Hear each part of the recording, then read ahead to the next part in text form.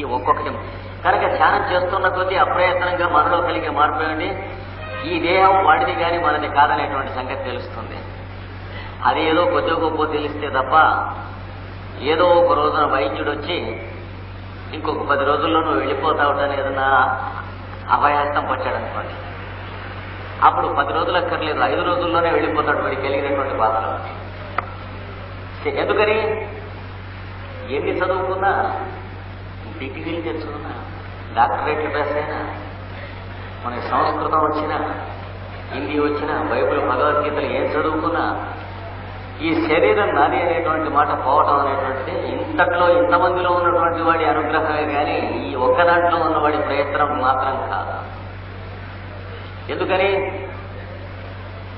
ఇంతమందిలో ఉన్నవాడే ప్రతి ఒక్కొక్క శరీరంలోనూ ఉన్నాడు కనుక ఒక ఓడ ప్రయాణం చేసి సముద్రంలో పెడుతూ ఉంటే ఆ ఓడలో గదులు ఉంటాయి, అందులో బాత్రూమ్లు ఉన్నాయి, అందులో స్నానం చేసే టబ్బు ఉంటుంది బాత్రూంలో. ఆ టబ్బులో నీళ్లు పడతారు. అది ఓడైతే కదులుతూ ఉంటే ఆ నీళ్లు కదులుతుంటాయి, అలలు వస్తూ ఉంటాయి. ఈ టబ్బులో వచ్చేటువంటి నీళ్లలో ఉన్న అలలు స్నానం చేసేటువంటి వాడికి చక్కగా సదుపాయంగా ఉంటాయి. కానీ ఆ అలలుకి సముద్రంలో ఉన్నటువంటి అలలకి తేడా ఏమిటి? సముద్రంలో ఉన్నటువంటి అలల యొక్క వైఖరి మీద మాత్రమే ఆధారపడి ఉన్నది ఈ టబ్బులో ఉన్నటువంటి నీళ్ల యొక్క అలలు. ఆ సముద్రంలో ఉన్న అలలు ఎంత వేగంగానో ప్రశాంతంగానో తిరుగుతూ ఉంటే ఈ షిప్ అంత వేగంగానో ప్రశాంతంగానో తిరుగుతూ ఉంటాం. అందులో ఉన్న బాత్రూమ్స్ లో ఉన్నటువంటి టబ్బుల్లో ఉన్న నీళ్లు అంతా వేగంగానో ప్రశాంతంగానో తిరుగుతూ ఉంటుంది తప్ప ఏ టబ్బులో ఉన్నటువంటి నీళ్లను కూడా దానికి కావలసినటువంటి వేగము, ప్రశాంతి, స్వతంత్రంగా ప్రవాహము కానీ ఒక నదిలో ప్రవహించి వెళుతూ ఉన్నట్లు అట్లా ఉండదు. ఎలా అయితే ఆ నీళ్ల యొక్క వైఖరి కానీ అలలు కానీ వాటి మీద ఆధారపడి లేకుండా ఇంకొక సముద్ర ప్రయాణం మీద, సముద్రం మీద, ఓడ మీద, ఎన్నిటి మీద ఆధారపడి ఉన్నదో అలాగే శరీరంలో ప్రయాణం చేస్తున్నటువంటి జీవాత్మ అనబడు పరమాత్మ యొక్క భాగమునకు వీడు పరమాత్మ యొక్క జ్ఞానం కలగటం, ఆ మార్పు రావడం అనేటువంటిది వీడి స్వయం కృషి మీద ఆధారపడి ఉన్నది అనేటువంటిది ఎప్పుడూ సత్యం కాదు. ఈ మొత్తంలో ఉన్నటువంటి దాని మీద ఆధారపడి ఉన్నది. దాన్నే దైవానుగ్రహము, భగవదనుగ్రహము అని అంటారు. అయితే మనం ప్రయత్నం చేస్తే ఏమీ లాభం లేదా? అలా కాదు. మనం ప్రయత్నం చేసినంత మాత్రాన మనకు పరమాత్మ స్థితి వస్తుంది అని మనం చెప్పలేము. అయితే ఎందుకు చేయటం అండి అని అడిగేసేటువంటి వాళ్ళు మానేయవచ్చు. ఎందుకంటే ఆ రుచి తెలిసినటువంటి వాడు, ప్రయత్నం చేసేటువంటి వాడు ఎవరిని అడగడు, ఫలితం కోసం చేయడు. ఎప్పుడు కూడా పరమాత్మ ధ్యానం అనేది ఏదో ఒక రూపంలో వాడు చేస్తూనే ఉంటాడు. వైద్య వృత్తిలో ఉన్నటువంటి వాడు పేషెంట్స్ రూపంలో పరమాత్మను చూస్తూ ఉంటాడు. మరి షాపులో ఉన్నటువంటి వ్యాపారం పెట్టుకున్నవాడు వాడి దగ్గరికి వచ్చేటువంటి ఆ కస్టమర్స్ బేరగాండ్ల రూపంలో చూస్తూ ఉంటాడు. వాళ్ళు వ్యాపారం చేసినా మోసం చేయకుండా భగవంతుని చూసి వ్యాపారం చేస్తాడు అలాంటి వాడు. వైద్యం చేసినా వ్యాపారం చేయకుండా భగవంతుని చూసి వైద్యం చేస్తాడు ఇలాంటి వాడు. వాడికి రావాల్సింది వాడికి, వీడికి రావాల్సింది వీడికి భగవంతుడు మహాజనము యొక్క రూపంలో, విశ్వరూపంలో వాడికి ఇస్తూ ఉంటాడు. ఒక్క భగవద్గీతలోనే దీని రహస్యం మనకి విడమరిచి జాగ్రత్తగా చెప్పబడి ఉన్నది. 9వ అధ్యాయంలో మమ భూత మహేశ్వరం, జీవరాశులలో ఉన్నటువంటి నా మహేశ్వరత్వాన్ని దర్శనం చేయమని 9వ అధ్యాయంలో భగవంతుడు ఎప్పుడైతే అర్జునుని ఆశీర్వదించాడో అక్కడ మరొక మాట, 2 మాటలు, 3 మాటలు అధ్యాయం చదువుకుంటే తెలుస్తుంది. దాని గురించి ఏనంటున్నాడు కనుక ఈ శరీరం మనది కాదు. ఈ శరీరం చుట్టూ ఎవడున్నాడో వాడే శరీరంలో కూడా కొద్దిగా 2 చుక్కలు దూరి ఉన్నాడు వాడిది. కనుక ఈ శరీరంలో ఉన్నటువంటి చుక్కలకి వేరే అస్తిత్వం అనేటువంటి భావం, నాది అనేటువంటిది ఉన్నది. నాది అనేటువంటి భావం ఉన్నంతకాలం కూడా శరీరానికి రోగం వచ్చినా, రోస్ట్ వచ్చినా, లేకపోతే ఏదన్నా ఆకలి వచ్చినా, కాసేపు ఆహారం మొదలైనటువంటి ఆలస్యమైనా యథాశక్తి ఎవడికి చేతనైనంతగా వాడు కోపిస్తూ ఉంటాం. భర్త కనుకైతే భార్య మీద కోపిస్తాడు, భార్య అలాంటిది కనుకైతే భర్త మీద కోపిస్తుంది. అంటే 2 రకాలు గంపరిచింది. కొందరు భర్తలు కోపించేవాడు, కొందరు భర్త ప్యాసివ్ వయసు, భార్య యాక్టివ్ వయసు ఉంటారు. వారు భార్య కోపిస్తారు. లేదా మంచి అధికారి అయితే తన సర్వెంట్ మీద కోపిస్తూ ఉండేవాడు, ఇప్పుడు అవకాశం లేదు. కోపిస్తే వాడు దీపిస్తాడు, తాపిస్తాడు. అలాగే విఐపి అయితే గదిలోకి వెళ్ళిపోయి ఒక మాట బ్లడ్ ప్రెషర్లోకి వస్తాడు, ఇంకేం చేసేది లేదు, చుట్టుపక్కల వాడు పని అవ్వలేదు, అది ఇది చెప్పారు. వీటి వల్ల లేదా ఏదన్నా ఒక మార్గానికి చెందినటువంటి కామక్రోధాలు జయించామని అనుకున్న గురువు కనుకైతే ఏవిరా ఎంతసేపు అయితే మన శిష్యుల మీద చాలాగా కోపిస్తాడు. వాళ్ళు గురువు గారిని ఏమన్నా అన్నట్టయితే మోక్షం రాదని చెప్పి చిత్తమని పడిపోతుంటాం. అది కూడా చాలా వరకు సర్దుకుంది అనుకోండి. ఇప్పుడు గురువులు కూడా శిష్యుల దగ్గర ఒళ్ళు దగ్గర పెట్టుకుని ఉండవలసినటువంటి టైం అది కొంచెం. అంటే శిష్యులకి అనుకూలంగా మన తిరిగి ప్రవర్తించడం గురువు కలియుగం అనేటువంటి మాట కదా. ఎందుకంటే గురువులు శిష్యులు చాలా నీట్గా అంటగట ఉండేటువంటి శిష్యులు. అంటే మాకు ఎంతవరకు కావాలో మీరు అంతవరకు ఇవ్వండి, ఆ తర్వాతే నన్ ఆఫ్ యువర్ కన్సర్న్. అందుకని ఎవరైనా సరే ఈ శరీరమే పరమాత్మ యొక్క శరీరం అని తెలుసుకోండి. మీ శరీరం అని తెలుసుకున్నంతసేపును ఆకలేసినా కామక్రోధాలు పుడతాయి, మరి దప్పిక వేసినా కోపము రోషం మొదలైనటువంటిది వస్తుంది. ఎవడన్నా నీ పని తప్పుగా చేసి పెట్టినా లేదా నీ పని పాడు చేసినా అన్ని చికాకులు వస్తూ ఉంటాయి. అలా కాకుండా తస్యేష ఏవ శారీర ఆత్మ, ఈ శరీరమే ఆత్మగా తెలుసుకుని పూర్వస్య, ఇదివరకు చెప్పే వాడిదే ఈ ఆత్మ, వాడిదే ఈ శరీరం. మొట్టమొదటి నుంచి కిందటి సంవత్సరం మనం చెప్పుకుని వ్యాఖ్యానం చేసుకున్న దాంట్లో చివరి భాగం ఇది. అంతర్యామిదే ఈ శరీరము, భౌతిక శరీరం కూడా అంతర్యామిదే. ఈ భౌతిక శరీరం జడము, భగవంతుడికి దీనికి సంబంధం లేదు. భగవంతుడు జడంలో ఉంటే అంటుపడతాడు అని అనుకోరాదు. వాడు తప్ప ఇంకొకటి ఏమీ లేదు. స్థూలము సూక్ష్మము కారణము అనేటువంటి శరీరాలు, ఈ మొత్తం సృష్టి అనేటువంటి పరమ పవిత్ర గ్రంథాన్ని మానవుడు చదువుకోలేక మూడుగా పారాగ్రాఫులుగా విడదీసుకున్నది తప్ప అక్కడ ఉన్నటువంటి విభాగం కాదు. అంటే మన అల్పబుద్ధి చేత మూడుగా విడదీసుకున్నాం, పెద్దది ఒక మాట చూడలేక అది చేసినటువంటి పని. కానీ ఇన్నింటిలో ఉన్నటువంటి వాడు భగవంతుడైనటువంటి అంతర్యామే అని ఇక్కడ ప్రతిపాదన చేస్తున్నారు.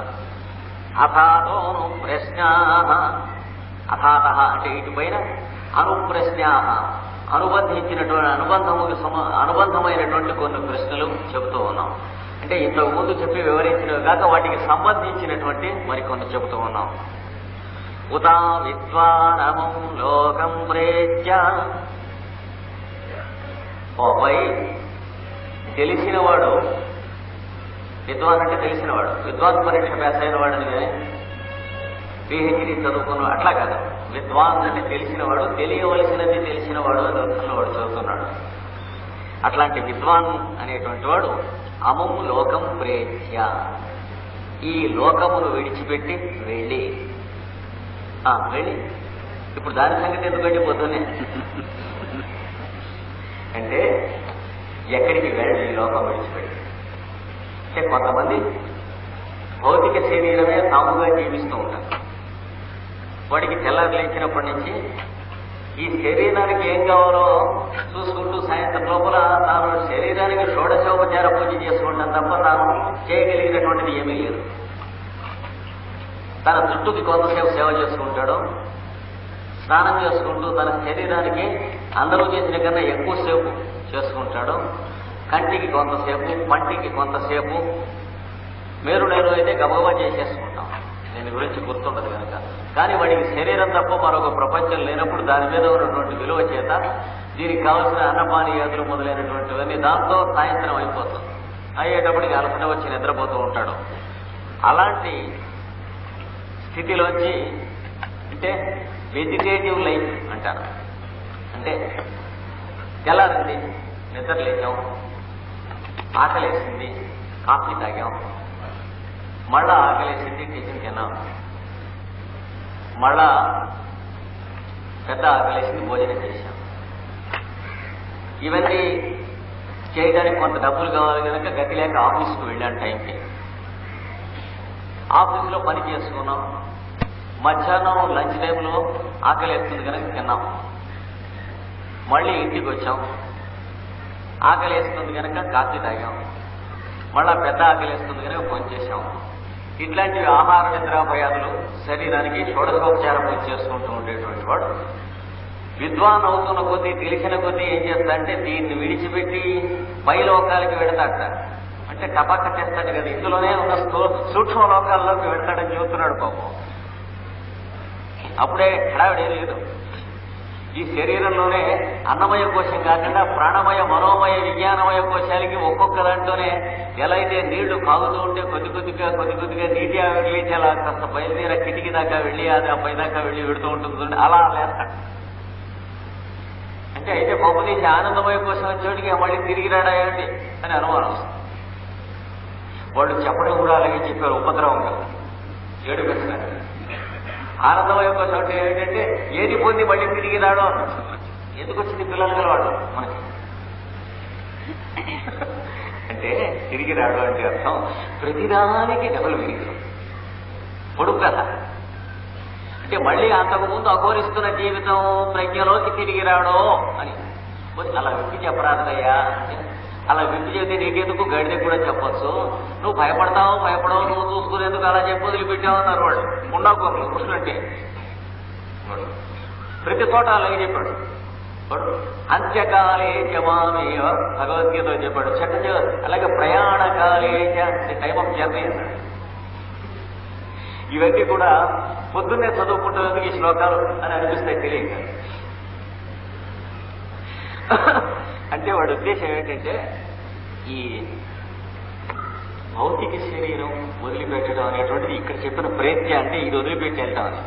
ఈ ప్రేత్య అనే పదం మీదనే కోపడకండి పొద్దున్నే చెప్పాను, ప్రేత అనేటువంటి పదం కూడా ఆధారపడి ఉంటుంది. ఇవన్నీ కూడా ఒక తమాషగా ఇంటర్లింక్డ్ ఈ శబ్దాలు కనుక ఏత్య అంటే వదిలిపెట్టి వెళ్ళి భౌతికమైనటువంటి శరీరంలోంచి ప్రజ్ఞ వదిలిపెట్టి పై ప్రజ్ఞల్లోకి వెళ్ళి చెబుతున్నాడు. ఆహో విద్వాన్ అముం లోకం ప్రేత్య ఉతా విద్వానముం లోకం ప్రేత్య కశ్చన గచ్చతి. ఎవడో ఒకడు పెడతాడు ఆ 7వ కక్షలోకి టక్క దూరుతాడు. ఎలా అయితే కొమ్మల పువ్వుల్లో తిరుగుతూ ఉన్నటువంటి ఈ కందిరీగలు, చుట్టు పురుగులు అట్లా ఉండగా తేనెటీగ టప్పని లోపలికి దూరి పువ్వు దగ్గరికి వెళ్ళిపోతుందో అలాగే వాడు ఎవడో ఒకడు దూరుతాడు అన్నాడు అందులోకి. అన్నమయ, ప్రాణమయ అక్కడికి చచ్చిపోయేవాడు కొంతమంది, అన్నమయ అక్కడ చచ్చిపోయేవాడు కొంతమంది, అన్నమయ, ప్రాణమయ, మనోమయ అక్కడ చచ్చిపోయేవాడు కొన్ని జన్మలు, అన్నమయ, ప్రాణమయ, మనోమయ, విజ్ఞానమయ, అమ్మయ దీనిపైన ఇంకేం లేదు అక్కడ కొన్ని జన్మలు, కొన్ని వేల జన్మలు. ఎందుకంటే మిగతా జిడ్డు తేలిగ్గా దాటచ్చు, కానీ విజ్ఞానమయం అనేటువంటి జిడ్డు దాటడం చాలా చాలా కష్టం. ఎందుకంటే ప్రతిదీ తెలియటం ఎట్లా దాటం, తెలియటం కంటే పైన ఇంకేముంటుందని నమ్మలేం కదా. కానీ ఆ తెలియటం అయిపోతూ తర్వాత తెలుస్తూనే ఉంటుంది విజ్ఞానమయ కోశంలో. అంటే వీడికి టైం అలా వేస్ట్ అవుతూనే ఉంటుంది. వాడు మహాప్రస్థానంలో అందరూ వెళ్ళిపోయాక ఒంటరిగా మిగిలిన ధర్మరాజును వాడు ఇంద్రుడు తీసుకెళ్లాడని చెబుతారు చూడండి. అలాంటి ప్రయాణం ఇది. అంటే అన్ని పరీక్షలే తీసుకెళ్తుంటే అప్పుడు మన లోకొచ్చింది ధర్మరాజు. ఏమిటి అంటే నీ తమ్ముళ్ళు, నీ భార్య, వాళ్ళ మాంసం, రక్తం ఇదంతాను తీసుకెళ్తున్నావు అనిపించాను. అట్లా ఉంటుంది కూడా మనకు పరీక్షలు లాంటివి ఎక్కడ కనుక. కశ్చన గచ్చతి ఒకడు దాటి వెళ్తాడు. అక్కడి నుంచి వెళ్ళి ఆహో విద్వాన్ అముం లోకం ప్రేత్య బాగా ఓహో అనుకుంటాడు ఒక్కొక్కడు. తెలిసినటువంటి వాడు ఈ లోకం నుంచి అక్కడికి వెళ్ళి కశ్చిత్ సమశ్నుత ఒకనొకడు అంటే ఆహా ఇదా అని అనే మాటకి అని దాన్ని సమశ్నుత తింటాడు. రుచి చూసి ఎట్లయితే టిఫిన్ మనం భౌతికంగా ఉన్నదాన్ని నోటితో తింటున్నాం అంత స్పష్టంగా అంత రుచి తెలిసేట్టు అంత డెఫినెట్ టర్మ్స్ లో అని అర్థం అనమాట. వాడు ఆనందం అనేప్పటికీ తింటాడు అంటే మెంటల్ ప్లేన్ లో అనుభవిస్తాడా అంటే మెంటల్ ప్లేన్ లేదు, యాస్ట్రల్ ప్లేన్ లేదు. మనం తింటం మొదలైన ఎట్లా అనుభవిస్తున్నామో వాడు అలా శుభ్రంగా అనుభవిస్తాడు. ఊరికే ఇష్టం వచ్చినట్టుగా మీరు మాట్లాడకండి.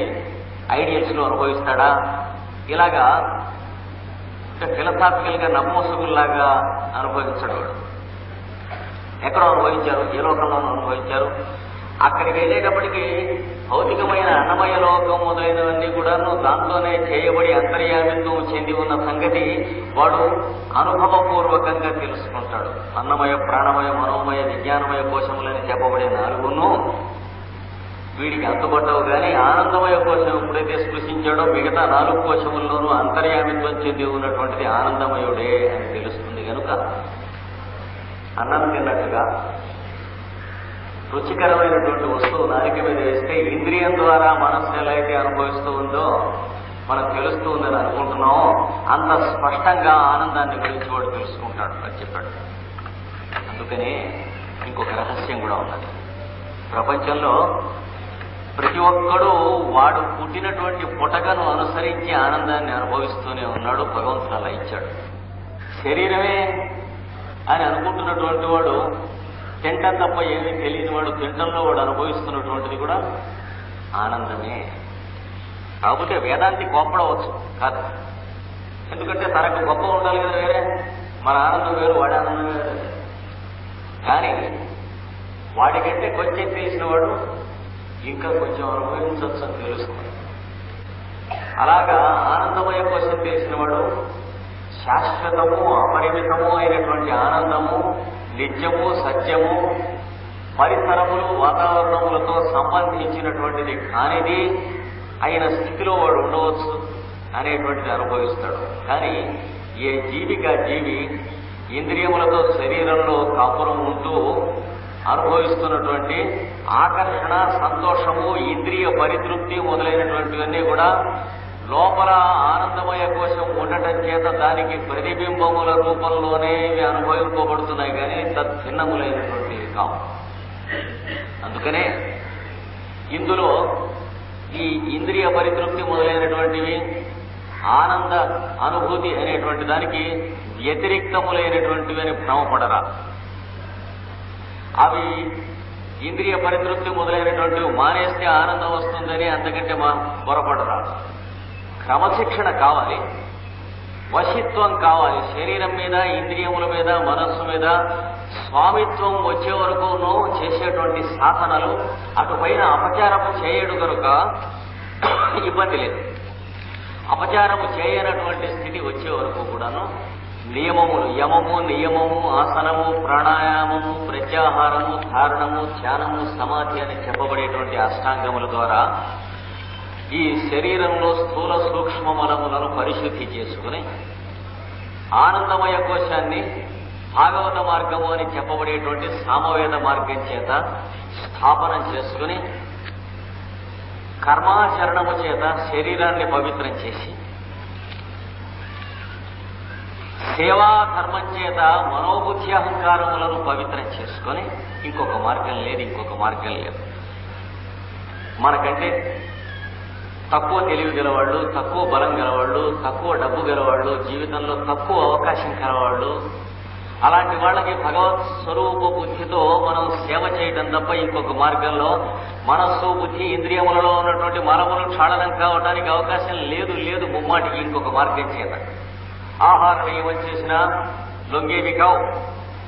నేను ఉపవాసాలు చేస్తానని భయపెడితే అవి సంపుతాయి తప్ప లొంగవు.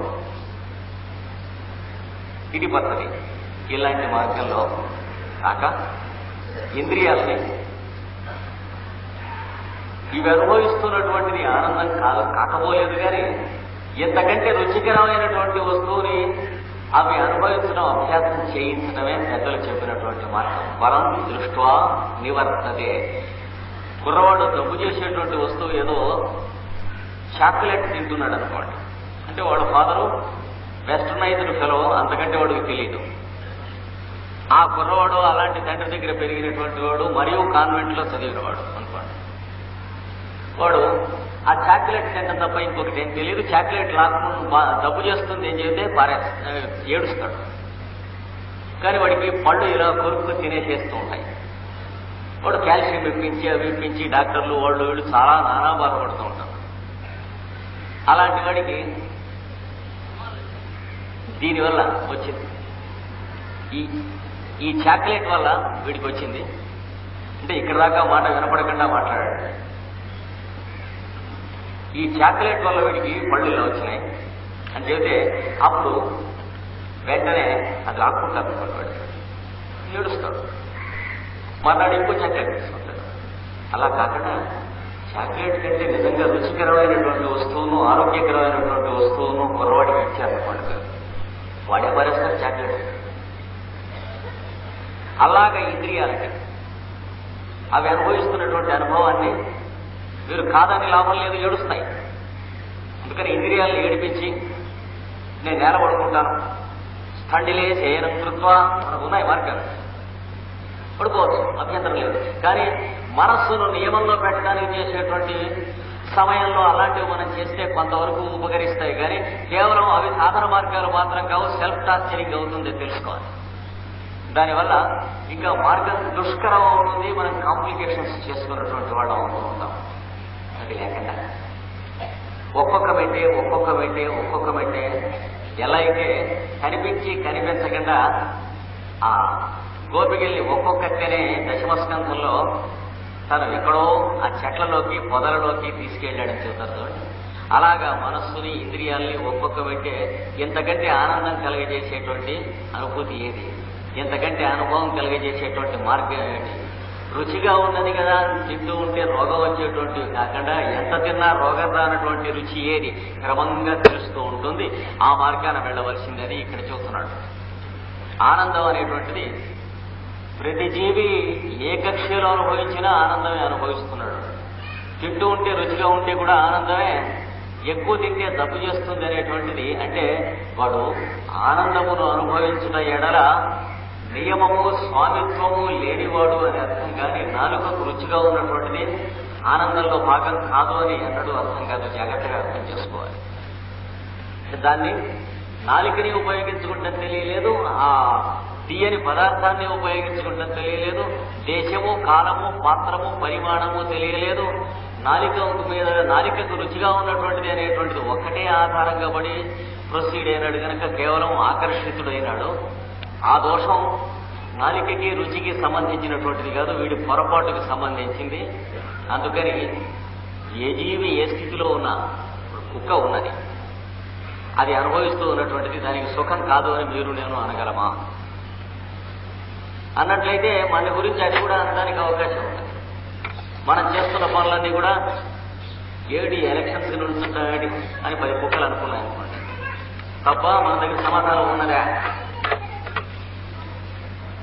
లేదా కొంచెం బాగా చదువుకున్న కుక్కలు ఈ ప్రజల గోడల మీద వాళ్ళ పర్మిషన్ లేకుండా ఈ ఎలక్షన్స్ వాళ్ళు మాకు ఓటేయండి రాస్తూ ఉంటారు, ఏంటి నరజన్మ గొప్పదంటారు అని కుక్కలు అనుకున్నాయి. ఇంకో కుక్కడు పోనీ గెలిచిన వాడు సున్నం కొట్టించా, పాపం ప్రజల గోడల మీద ఇష్టం వచ్చినట్టు రాస్తున్నారు, కొట్టించలే నరజన్మ గొప్ప అంటారు అనుకున్నాయి. మన దగ్గర సమాధానాలు ఉన్నాయా? అందుకని మనం కుక్క అనుభవించేటువంటిది, కుక్క పిల్లలకి పాలిస్తూ ఉంటుంది, కుక్క పిల్ల తల్లి దగ్గర పాలు తాగుతుంది, చేయని కాలుతుంది అంటాం. కానీ మనిషి బిడ్డ తల్లి దగ్గర పాలు తాగుతుంటే చేయని ఎవరన్నా కాలుతో తన్నేసి ఇంతకంటే బలమైనటువంటి కాలు ఒక తన్నుతంటే మరి ఇది ఒకటి కాదా? కనుక కుక్కకి కుక్క పిల్లకి మధ్య ఉన్నది, మనిషికి మనిషి బిడ్డకి మధ్య ఉన్నది, పందికి పంది పిల్లకి మధ్య ఉన్నది ఒకటి కాదా? ఇది ముందు తేలాలి. అందుకని అణువు దగ్గర నుంచి బ్రహ్మాండం దాకా ఉన్నటువంటి సమస్తం కూడాను ఆనందమయ కోసమే. అందులో ఒక రేఖ వికసించిన పువ్వు ఒకటి, 2 రేఖలు వికసించిన పుష్పం ఒకటి, 3 రేఖలు వికసించిన వేల రేఖలు ఉన్నాయి. చిట్ట చివరి దాకా అన్ని రేఖలు వికసించిన పుష్పం అయిన శరీరం ధరించి తిరుగువారు మహనీయులు ఇలాంటి గ్రంథాలు రచించినవారు. అది దీని గురించి ఇక్కడ. కనుక అట్లాంటి దాంట్లోకి వెళ్ళి దాన్ని అనుభవిస్తాట తప్పకుండా. కశ్చిత్ సమస్యునత తప్పకుండా చక్కగా తింటాడు, బాగా పూర్తిగా భోజనం చేస్తాడు, ఆనందాన్ని భోజనం చేస్తాడు అన్నాడు. అంటే టిఫిన్ ఎలా తింటారో, భోజనం అన్నం ఎలా తింటారో, నెయ్యి ఎలా వేసుకుని కలుపుకుంటారో అంత స్పష్టంగా అనుభూత విషయంగా అన్నమయ ప్రాణమయాది సమస్త కోశములలో ఆనందమయ కోశం వర్తిస్తూ జీవిస్తూ ఉంటాడు. అది వాడు చెప్పింది. అసలు ఆ ఆనందమయ కోశంలోనే ఇంకొక లక్షణం ఉన్నది. సోకామయత చెబుతున్నాడు. బహుశ్యాం ప్రజాయేది ఉన్నదనుకోండి ఒక రోజున. అప్పుడు రోజు ఉండదుగా, ఎట్లాగో సూర్యుడు లేడు, చంద్రుడు లేడు, రోజు ఏమిటి? అలాంటప్పుడు నేను అనేకంగా ఉంటాను అని అనుకున్నట్ట. ఉన్నప్పుడు ఆ అనేకంగా ఉంటే ఒక భాగంలో ఉన్న చోటు ఇంకొక భాగంలో ఉన్న చోటుతో మాట్లాడుకోవచ్చు, ప్రశ్న వేయచ్చు, సమాధానం చెప్పవచ్చు, చూడవచ్చు, వినవచ్చు, భుజాన చేయి వేయవచ్చు, కలిసి ప్రయాణం చేయవచ్చు. ఈ శరీరంలో మాట్లాడుతూ ఉన్నది, చూస్తూ ఉన్నది, వింటూ ఉన్నది, తింటూ ఉన్నది, ప్రశ్న వేస్తూ ఉన్నది, సమాధానం చెబుతూ ఉన్నది, అది అర్థం చేసుకుంటూ ఉన్నటువంటిది శరీరంలో ఏ భాగం అండి? ఈ శరీరంలో ఏ భాగము కాదు, శరీరంలో ఉన్న చోటు మాత్రమే. అది బయట ఉన్న చోటు అలా చేయడానికి తనకి సాధ్యపడేందుకోసం అని చెప్పి కొన్ని యంత్రములు తయారు చేస్తున్నాయి. ఆ యంత్రములే మన శరీరములు. బాగా జాగ్రత్తగా అర్థం చేసుకోవాలి. ఈ చోటుని ఇప్పుడు పరబ్రహ్మము లేక అంతర్యామి అని చెబుదాం. అతడు నేను అనేకంగా ఉంటా అని అకామయ అతడు కోరాట.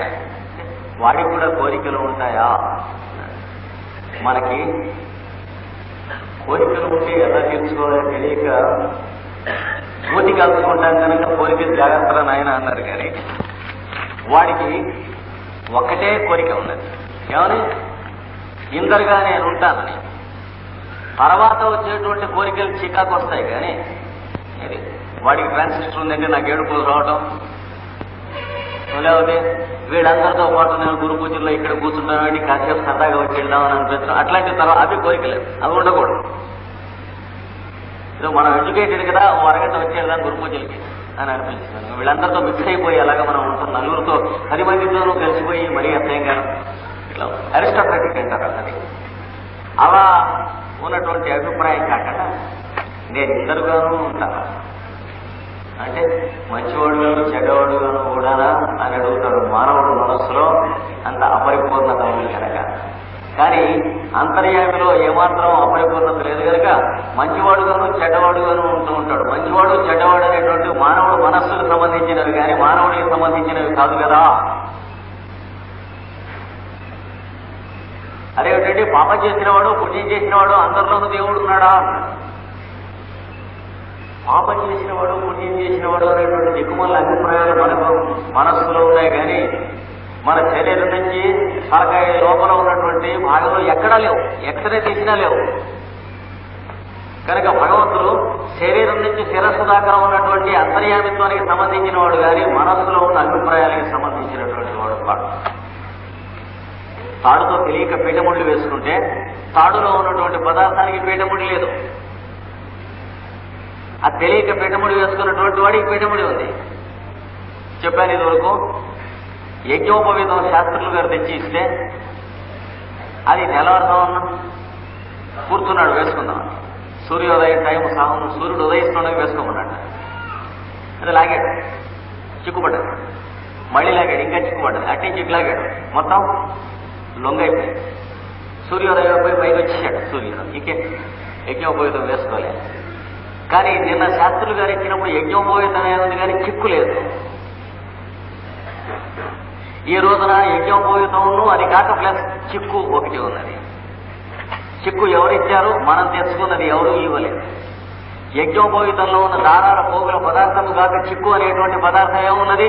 ఏమీ లేదు. కానీ మన కర్మ ఒకటే కాలేదు. చూసారా? యజ్ఞోపవీతం దేంతో చేయబడ్డది? దారాలతో. చిక్కు దేంతో చేయబడ్డది?